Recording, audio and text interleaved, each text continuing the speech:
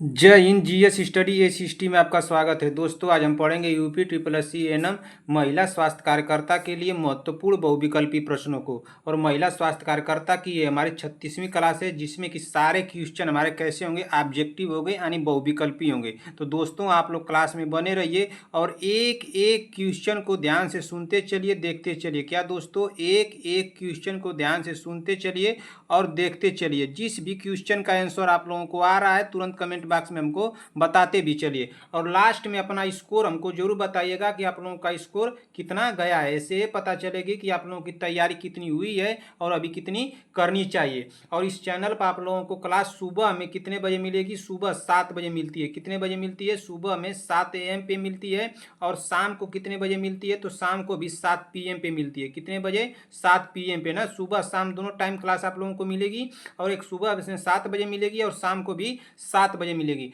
और जो भी बहनें हमारे चैनल पर अगर पहली बार आई हैं तो चैनल को ईमानदारी से सब्सक्राइब कर लें, जब तक कि आप लोगों का एग्जाम नहीं हो जाता है। जैसे एग्जाम हो जाएगा, एग्जाम हाल से निकलते या कि अनसब्सक्राइब मार दीजिएगा, कोई दिक्कत नहीं। अब देर न करते हुए आज के मोटिवेशन के साथ इस क्लास को हम लोग शुरू करेंगे। चलिए देखते हैं कि आज का मोटिवेशन हमारा क्या है। संघर्ष ही जीवन का सार है। क्या? संघर्ष ही जीवन का सार है। इसके बिना कोई सफलता नहीं मिलती। तो आप लोग संघर्ष कीजिए, सफलता जरूर मिलेगी, जरूर से जरूर मिलेगी। चलिए अब देर न करते हुए आज की क्लास को हम लोग शुरू करते हैं और देखते हैं कि हमारा पहला क्वेश्चन क्या दिया है। तो हमारा पहला क्वेश्चन दिया है क्वेश्चन नंबर 1। क्वेश्चन नंबर 1 पढ़िए क्या दिया है। निम्नलिखित में से कौन से अंग द्वारा सबसे अधिक पोषक तत्व रक्त में अवशोषित होते हैं? निम्नलिखित में से कौन से अंग द्वारा सबसे अधिक पोषक तत्व रक्त में अवशोषित होते हैं? तो किससे होते हैं? क्या मुंह से, बड़ी आंत, छोटी आंत या उदर? तो पहले का हमारा राइट आंसर क्या हो जाएगा? तो पहले का हमारा राइट आंसर होगा ऑप्शन नंबर क्या होगा? ऑप्शन नंबर सी, छोटी आंत ना। छोटी आंत क्या होगा? छोटी आंत हमारा राइट आंसर होगा ऑप्शन नंबर सी। ठीक इसी तरह से अगला क्वेश्चन देखेंगे कि अगला क्वेश्चन क्या दिया है। Question number 2। क्वेश्चन नंबर 2 पढ़िए क्या दिया है। क्वेश्चन नंबर 2 हमारा दिया है कि मानव शरीर की सबसे लंबी अस्थि है। मानव शरीर की सबसे लंबी अस्थि है। क्या स्टेपिस है, फिबुला है, टिबिया है या फीमर है? तो हमारा राइट आंसर क्या होगा दूसरे का? तो दूसरे का हमारा राइट आंसर होगा ऑप्शन नंबर डी। मानव शरीर की सबसे लंबी अस्थि कौन सी है? तो हमारा राइट आंसर होगा ऑप्शन नंबर डी, फीमर। इसी क्वेश्चन को घुमाएगा कि मानव शरीर की सबसे लंबी हड्डी कहाँ की होती है? तो फीमर की होती है। यहाँ पे ऑप्शन चेंज कर देगा कि मानव शरीर की सबसे लंबी अस्थि कौन सी होती है? तो जांघ की। इसी को नाम को बदल बदल कर देगा, ठीक ना। तो हमारा राइट आंसर क्या हो जाएगा दूसरे का? तो दूसरे का हमारा राइट आंसर होगा ऑप्शन नंबर डी। ठीक इसी तरह से अगला क्वेश्चन देखेंगे कि अगला क्वेश्चन क्या दिया है। Question number 3। क्वेश्चन नंबर 3 पढ़िए क्या दिया है। जब नर्स रोगी को अनावश्यक दर्दनाक प्रक्रिया से बचाती है तो कौन सा सिद्धांत लागू होता है? ठीक, जब एक नर्स कोई है, वो अनावश्यक दर्दनाक प्रक्रिया से बचाती है किसी रोगी को, तो कौन सा सिद्धांत लागू होता है? क्या अहानिकर्ता का सिद्धांत लागू होता है, या निष्ठा का सिद्धांत लागू होता है, या स्वायत्तता का सिद्धांत लागू होता है, या न्याय का सिद्धांत लागू होता है? तो तीसरे का हमारा राइट आंसर क्या होगा? अहानिकर्ता का सिद्धांत लागू होता है, इसलिए हमारा राइट आंसर होगा ऑप्शन नंबर ए। ठीक इसी तरह से अगला क्वेश्चन देखेंगे कि अगला क्वेश्चन क्या दिया है। Question number 4। क्वेश्चन नंबर 4 पढ़िए क्या दिया है। क्वेश्चन नंबर 4 हमारा दिया है, पढ़िए क्वेश्चन नंबर 4 क्या दिया है। एंड्रोमेट्रियोसिस ना, एंड्रोमेट्रियोसिस का सामान्य स्थान है। एंड्रोमेट्रियोसिस का सामान्य स्थान है। क्या अंडाशय है, या ट्यूबोक्योटिम के बाद पेट का निशान है, या LSCCS के बाद पेट का निशान है, या उपरोक्त सभी? तो हमारा राइट आंसर क्या हो जाएगा चौथे का? तो चौथे का हमारा राइट आंसर होगा ऑप्शन नंबर डी, ए सभी हो जाएंगे। क्या हो जाएंगे? एंडोमेट्रियोसिस का सामान्य स्थान क्या है? तो अंडाशय भी है। ठीक, ट्यूबोक्योटोमी के बाद पेट का निशान भी है, LSCS के बाद पेट का भी निशान है, इसलिए हमारा राइट आंसर क्या हो जाएगा चौथे का? Option number D. ये उपरोक्त तीनों सही हो रहे हैं, इसलिए हमारा राइट आंसर क्या होगा? Option number D. ठीक इसी तरह से अगला क्वेश्चन देखेंगे कि अगला क्वेश्चन क्या दिया है। Question number 5। क्वेश्चन नंबर 5 पढ़िए क्या दिया है। क्वेश्चन नंबर 5 हमारा दिया है पढ़िए क्वेश्चन नंबर 5 क्या दिया है। क्राउनिंग निम्न में होता है। क्राउनिंग निम्न में होता है, तो क्राउनिंग कब होता है? क्या प्रसव पीड़ा का प्रथम चरण होता है तब होता है, या प्रसव पीड़ा का दूसरा चरण, या प्रसव पीड़ा का तीसरा चरण, या प्रसव पीड़ा का चौथा चरण? तो हमारा राइट आंसर क्या हो जाएगा, जल्दी से कमेंट कीजिए। तो हमारा राइट आंसर होगा ऑप्शन नंबर क्या होगा, ऑप्शन नंबर बी। क्राउनिंग जो है प्रसव पीड़ा का दूसरा चरण होता है, उसको क्या बोलते हैं, क्राउनिंग बोलते हैं, इसलिए हमारा राइट आंसर होगा ऑप्शन नंबर बी। ठीक, इसी तरह से अगला क्वेश्चन देखेंगे कि अगला क्वेश्चन क्या दिया है। क्वेश्चन नंबर 6, क्वेश्चन नंबर 6 पढ़िए क्या दिया है।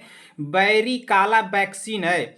बैरी काला, इसको ध्यान से पढ़िए, बैरी काला वैक्सीन पूछ रहा है। तो बैरी काला क्या मृत टीका का वैक्सीन है, या जीवित तनुकृत का टीका है, या इम्यूनोग्लोब्यूलिन का टीका है, या उपरोक्त में से कोई नहीं? तो हमारा राइट आंसर क्या हो जाएगा छठवें का। तो छठवें का हमारा राइट आंसर होगा बैरिकॉल वैक्सीन है जो, तो क्या है, जीवित तनुकृत का टीका है। किसका है, जीवित तनुकृत का टीका है ना, तो इसलिए हमारा राइट आंसर क्या होगा ऑप्शन नंबर बी। ठीक, इसी तरह से अगला क्वेश्चन देखेंगे कि अगला क्वेश्चन क्या दिया है। क्वेश्चन नंबर 7, क्वेश्चन नंबर 7 पढ़िए क्या दिया है। क्वेश्चन नंबर 7 हमारा दिया है कि पाश्चुरीकरण प्रक्रिया का प्रयोग क्या शुद्ध करने के लिए किया जाता है। पाश्चुरीकरण ना, पाश्चुरीकरण एक प्रक्रिया होती है, वही पूछ रहा है कि पाश्चुरीकरण प्रक्रिया का प्रयोग क्या शुद्ध करने के लिए किया जाता है। क्या पपान शुद्ध करने के लिए किया जाता है, या वैक्सीन शुद्ध करने के लिए किया जाता है, या मांस शुद्ध करने के लिए किया जाता है, या दूध शुद्ध करने के लिए किया जाता है? तो क्या शुद्ध करने के लिए किया जाता है पाश्चुरीकरण की प्रक्रिया? तो हमारा राइट आंसर क्या हो जाएगा। तो हमारा राइट आंसर देखिए, पपान भी नहीं होगा, वैक्सीन भी नहीं होगा। दो ऑप्शन काट दिया हूँ, दो ऑप्शन बच रहे हैं, सी और डी में आप लोग बता दीजिए क्या होगा। तो सी भी नहीं होगा, हमारा राइट आंसर क्या होगा ऑप्शन नंबर डी। पाश्चुरीकरण की प्रक्रिया जो होती है वो दूध को शुद्ध करने की प्रक्रिया होती है, इसलिए हमारा राइट आंसर होगा ऑप्शन नंबर डी। ठीक, इसी तरह से अगला क्वेश्चन देखेंगे कि अगला क्वेश्चन क्या दिया है। क्वेश्चन नंबर 8, क्वेश्चन नंबर 8 पढ़िए क्या दिया है। क्वेश्चन नंबर 8 बहुत आसान है, बताइए जल्दी से इसको। प्लेटलेट्स की संख्या में किस कारण कमी होती है। प्लेटलेट्स की संख्या में किस कारण कमी होती है। किसी आदमी का अगर प्लेटलेट्स डाउन हो रहा है या कम हो रहा है, तो इसमें किसका कारण है। क्या टाइफाइड बुखार का कारण है, या मलेरिया का कारण है, या रूमेटिक बुखार का कारण है, या डेंगू बुखार का कारण है? तो किसका कारण है। तो प्लेटलेट्स की संख्या जो कम होती है ये डेंगू बुखार का कारण है, इसलिए हमारा राइट आंसर होगा ऑप्शन नंबर डी। ठीक, इसी तरह से अगला क्वेश्चन देखेंगे कि अगला क्वेश्चन क्या दिया है। क्वेश्चन नंबर 9, क्वेश्चन नंबर 9 पढ़िए क्या दिया है। क्वेश्चन नंबर 9 को उड़ा दीजिए। क्वेश्चन नंबर 9 पूछ रहा है कि CHC के प्रसूति खंड में डिलीवरी टेबल की संख्या कितनी होती है। CHC के प्रसूति खंड में डिलीवरी टेबल की संख्या कितनी होती है। तो डिलीवर संख्या कितनी होती है, 1 से 2 होती है, या 3 से 4 होती है, 5 से 6 होती है, इनमें से कोई नहीं। तो कितनी होती है CH के प्रसूति खंड की डिलीवरी में टेबल की संख्या कितनी होती है, बताइए जल्दी से। पहले तो आप लोग ये बताइए कि CHC का फुल फॉर्म क्या होता है। तो CHC का फुल फॉर्म क्या होता है। तो CHC का फुल फॉर्म होता है कम्युनिटी हेल्थ सेंटर। क्या होता है, कम्युनिटी ना, COMM ना, कम्युनिटी ना, कम्युनिटी हेल्थ क्या होगा,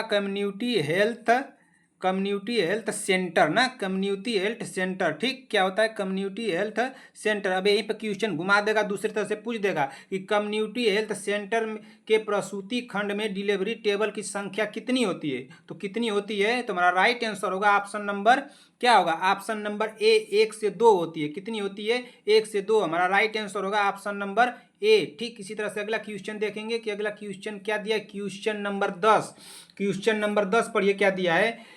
इन्फ्लुएंजा ए का प्रमुख संक्रमण कितने अंतराल पर होता है।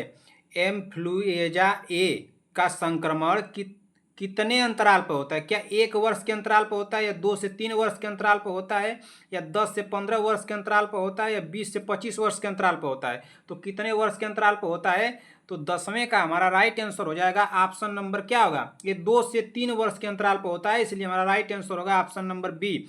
इन्फ्लुएंजा ए का प्रमुख संक्रमण कितने अंतराल पर होता है। तो इन्फ्लुएंजा ए का प्रमुख संक्रमण 2 से 3 वर्ष के अंतराल पर होता है, इसलिए हमारा राइट आंसर होगा ऑप्शन नंबर बी। ठीक, इसी तरह से अगला क्वेश्चन देखेंगे कि अगला क्वेश्चन क्या दिया। क्वेश्चन नंबर 11, क्वेश्चन नंबर 11 पढ़िए क्या दिया है।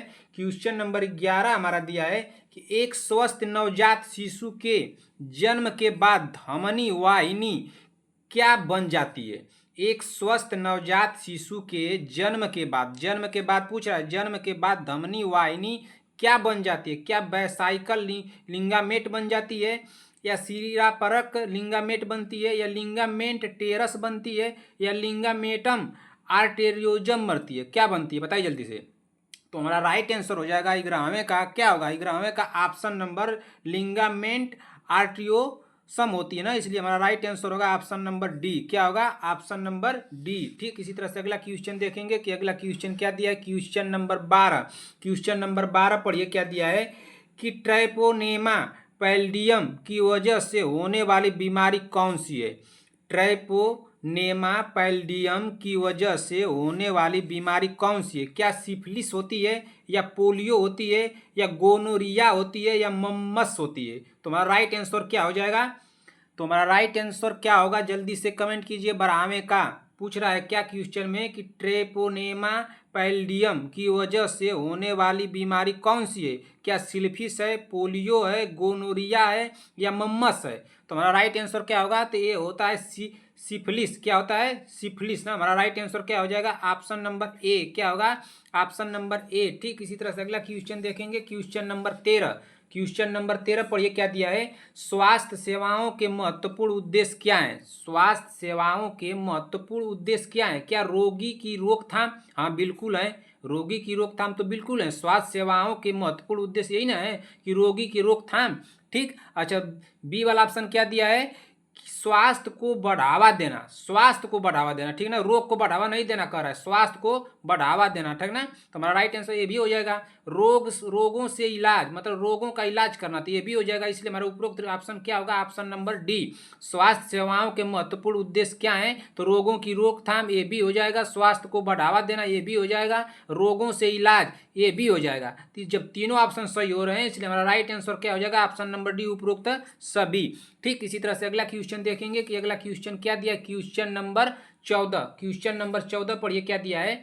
नर्स आकस्मिक वार्ड में आपातकालीन रोगी को प्राथमिकता देती है, यह किसका उदाहरण है?